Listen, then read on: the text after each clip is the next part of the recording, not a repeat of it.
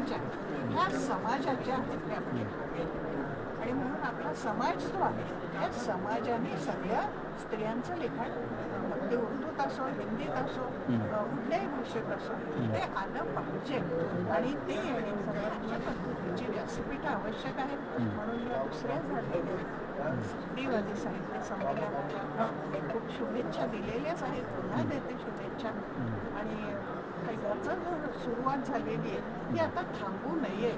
की फंड्स नाहीत म्हणून नाही, गव्हर्नमेंटचे फंड्स नाहीत म्हणून नाही, मग समाज म्हणून आपण सगळ्यांनी उभं राहिलं पाहिजे आणि याला मदत केली पाहिजे. जसं आपण अनाथ आश्रमांना करतो, तुमच्या आत्महत्या केलेल्या शेतकऱ्यांना करतो, आम्ही सुद्धा करतो. तर मग अशा साहित्य संमेलनांना द्यायला काय हरकत. आणि असं जर आपण केलं तर ह्याच्यामध्ये कोणाचंच नुकसान नाही आहे. आपण संस्काराच्या नुसत्याच गोष्टी करतो, पण खरोखर जे साहित्य संस्कार करतं त्या साहित्याला तुम्ही जर मदत केली समाजाने म्हणणे की त्यात स्त्री पुरुष सगळे आहेत. आपले बाहेर गेलेले, बाहेरच्या देशात गेलेले जसे आत्ता होते तसे पण आहेत.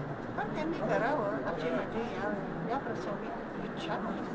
साहित्य संमेलनामध्ये साहित्य ही परंपरा पुढे चालूच आहे. आता इरावती कर्वे आहेत ते संशोधक होते बरं का, आणि त्यांनी संशोधनात पण दुर्गाबाई भागवत आहे की ज्यांनी उत्कृष्ट साहित्य लिहिलं. आणि तुम्ही जर पाहिलं, बरं झालं तुम्ही हा प्रश्न विचारला, तुम्ही जर आता साहित्य संमेलन पाहिजे अखिल भारतीय साहित्य संमेलन तर आता 100वे संमेलन आहे बरोबर आहे.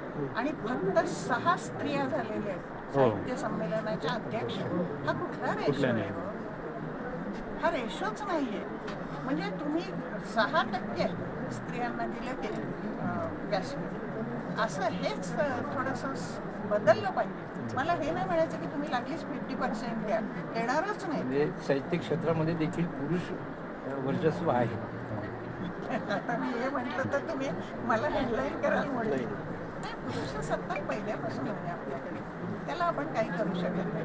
ती मानसिकता आहे ना ती खरोखर बदलली पाहिजे. आणि मी जेव्हा म्हणते समाज, आपला समाज ना खूप स्लो आहे बदलायला, परिवर्तन व्हायला. तर ते परिवर्तन जे म्हणजे एखादा आळशी माणूस एक करवट घ्यायची ठरवली त्याने एक अंगावर, तर तो किती वेळ घेईल, तसा आपला समाज आहे.